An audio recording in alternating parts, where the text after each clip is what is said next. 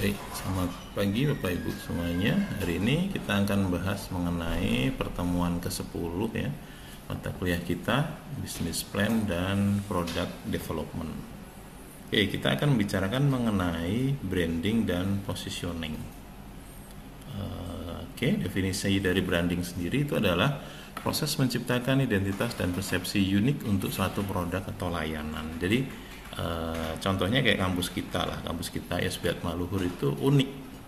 Kita sudah 24 tahun berdiri dari tahun 2000 ya, dan kita sudah mempunyai branding sendiri, yaitu kampus dengan teknologi informasi pertama di Bangka Belitung. Branding ini penting. Kenapa? Karena artinya semua yang membutuhkan produk yang kita tawarkan, dia langsung tahu bahwa oh saya mau di sini. Nah, elemen dari branding itu biasanya termasuk dari namanya, dari logonya, dari warnanya, dari tipografinya, dan dari pesan yang disampaikan oleh merek. Bahkan sebenarnya branding ini yang penting adalah apa yang diingat oleh warga. Contohnya di kampus kita Atmaluhur ini orang taunya namanya Amik. Walaupun kita sudah berubah dari Amik menjadi Stimik menjadi institut, tetap saja branding Amik itu yang paling dikenal oleh masyarakat. Nah, persepsi dari konsumen terhadap branding ini akan mempengaruhi dari cara konsumen melihat merek. Bagaimana mereka membentuk sebuah loyalitas dan bisa mengasosiasikan emosional dari apa yang akan mereka cari dari produknya yang akan mereka beli. Kemudian positioning sendiri itu adalah strategi untuk menempatkan produk dalam benak konsumen dibandingkan dengan pesaing di pasar. Keunikan dari produk itu harus menonjol, harus tahu, harus lebih spesial dibandingkan dengan produk yang dihasilkan oleh pesaing kita yang lain. Nah, relevansinya terhadap target bahwa positioning yang efektif itu akan memastikan produk sesuai dengan harapan dari konsumen. Perbedaan antara branding dan positioning itu dari perbedaan fokusnya. Kalau branding itu lebih menekankan pada keseluruhan citra merek, keseluruhan, jadi keseluruhannya. Sementara positioning itu menyasarkan tempat spesifik pada pikiran konsumen. Nah, di strategi pemasaran, branding itu berfungsi untuk menciptakan kesan positif. Sedangkan positioning itu berfungsi untuk menentukan sudut pandang produk dibandingkan dengan pesaingnya. Dari sisi aspek emosional, branding itu mengunggah emosi dan identitas, sedangkan positioning lebih pada rasionalisasi keunggulan sebuah produk. Nah, sangat penting bagi kita untuk bisa membangun merek yang kuat, membangun branding yang kuat, membangun positioning yang kuat, karena satu kata saja yang mau kita cari, yaitu loyalitas pelanggan. Ya, merek yang sangat kuat itu akan bisa menciptakan loyalitas pelanggan. Contohnya, dari kecil saya paling suka me time itu makan sarimi. Dari kecil itu. Walaupun ada namanya Indomie, ada mie gaga dan yang lain, tapi yang tetap di hati ya sarimi. Nah, seperti itu. Jadi dari loyalitas pelanggan itu akan meningkatkan kemungkinan pembelian yang berulang, yang terus-menerus, jangka panjang.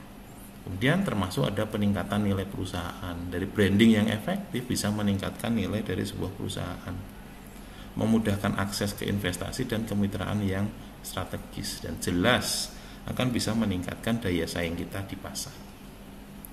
Ya, kemudian elemen dari merek yang kuat itu dari identitasnya dulu.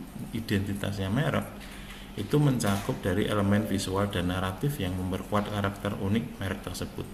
Jadi sebaiknya dalam sebuah produk itu nggak ganti-ganti. Dari warna itu jangan ganti-ganti. Yang namanya Starbucks itu warnanya apa? Hijau atau biru gitu ya.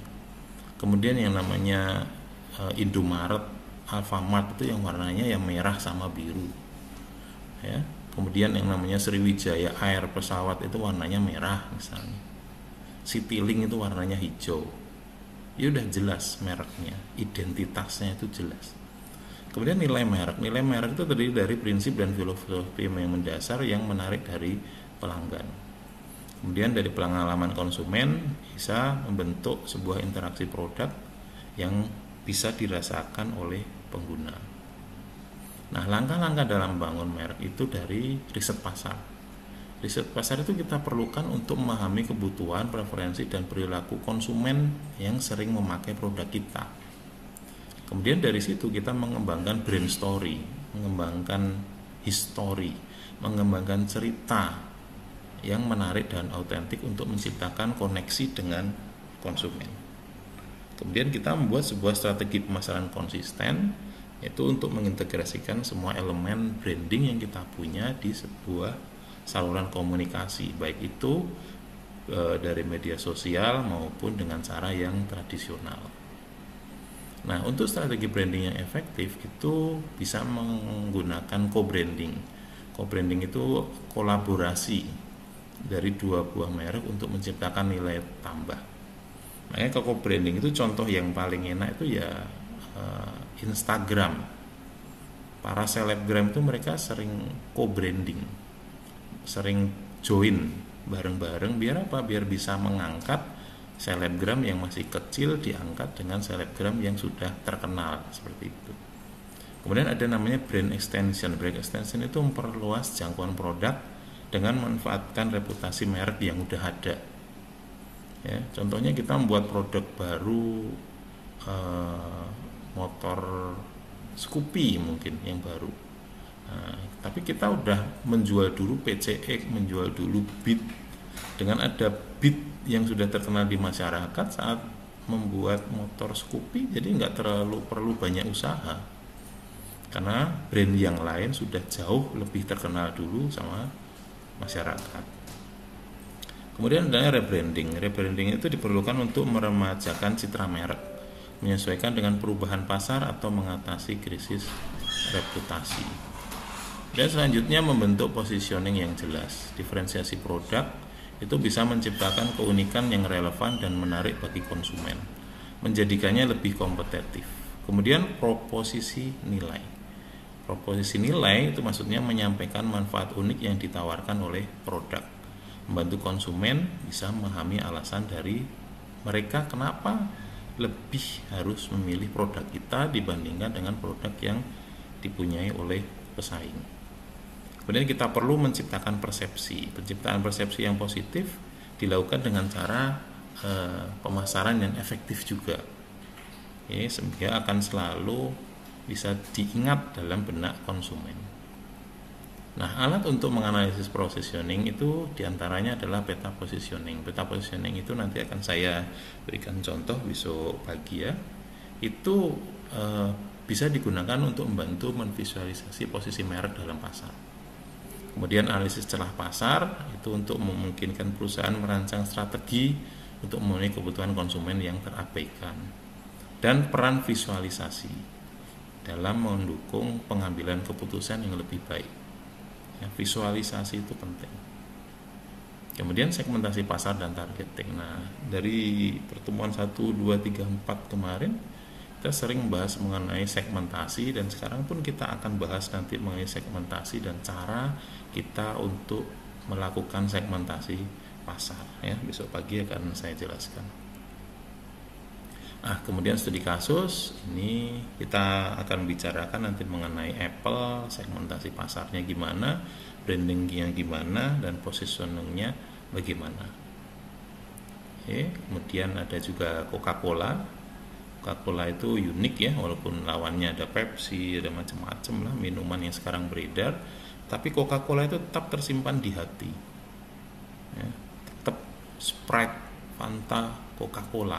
Nah, itu akan selalu ada dalam memori dari masing-masing konsumen yang pengen membeli soda. Nah, ini pengaruh media sosial pada branding. Pengaruh media sosial itu sangat signifikan pengaruhnya terhadap bagaimana penjualan produk kita. Ya, apalagi zaman sekarang bahkan anak kecil, dari yang paling kecil sampai yang paling tua sekarang sudah sangat aktif melihat media sosial. Ya.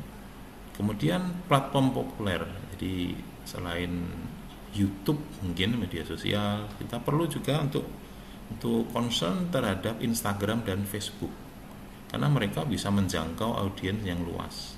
sehingga bisa meningkatkan keterlibatan dan kesadaran merek terhadap produk yang mau kita jual. Kemudian konten kreatif. Nah, konten kreatif itu sangat berfungsi banget itu kan untuk kita menjual barang di media sosial.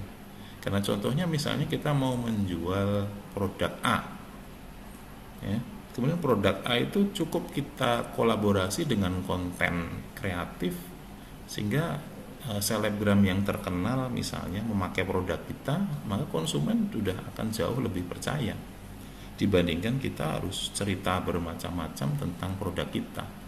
Ya, biarkan konten kreatifnya yang bekerja untuk memasarkan produk kita sendiri. Kemudian tantangan dalam branding dan positioning. Tantangannya bahwa perusahaan sering kesulitan dalam menciptakan identitas merek yang konsisten dan mudah diingat oleh konsumen. Karena apa? Karena branding itu nggak bisa hanya sebentar. Branding itu perlu waktu yang lama dan perlu tingkat kepercayaan yang tinggi untuk bisa kita mendapatkan branding yang bagus. Kemudian adanya persaingan yang ketat. Dalam pasar yang kompetitif ini, perusahaan harus bisa menemukan cara yang unik untuk bisa membuat yang spesial dari produk kita itu apa. Kita jualan, kita sebagai kampus ya, jualan program studi, jualan kurikulum, ya, jualan lulusan. Nah, apa yang membedakan dibandingkan dengan kampus yang lain? Ya, itu harus kita sering perlihatkan dalam iklan, dalam branding, dalam positioning kita. Kemudian yang tidak kalah penting adalah harus mengukur efektivitas. Sukses atau enggak strategi branding kita harus selalu kita ukur. Kita dalam menyewa selebgram, dalam melakukan iklan di radio, dalam melakukan iklan di televisi atau memasang spanduk, itu sukses apa enggak, keberhasilannya seperti apa harus selalu dievaluasi. Kemudian ini kesimpulan dari poin pertemuan kita besok pagi ya, itu adalah pentingnya branding dan positioning yang harus dijelaskan dengan elemen-elemen utama serta strategi yang diperlukan agar branding dan rekomendasi dari positioning itu bisa berhasil dengan sukses. Kemudian ada rekomendasi langkah selanjutnya, yaitu perusahaan disarankan untuk melakukan riset yang lebih mendalam, membangun identitas merek dan menetapkan bagaimana strategi jangka panjangnya. Apa misi perusahaannya, apa visi perusahaannya, setahun ke depan mau apa, 1 semester ke depan mau apa, termasuk visi 10 tahun ke depan mau apa. Ya. Kemudian mengukur keberhasilan, yaitu evaluasi rutin terhadap strategi branding dan positioning yang diperlukan untuk meningkatkan daya saing kita. Jadi itu ringkasan yang akan kita bicarakan besok pagi. Silakan Bapak Ibu cari di internet ya atau di YouTube mengenai branding dan positioning agar diskusi kita besok pagi lebih berjalan bagus. Itu terima kasih, selamat pagi.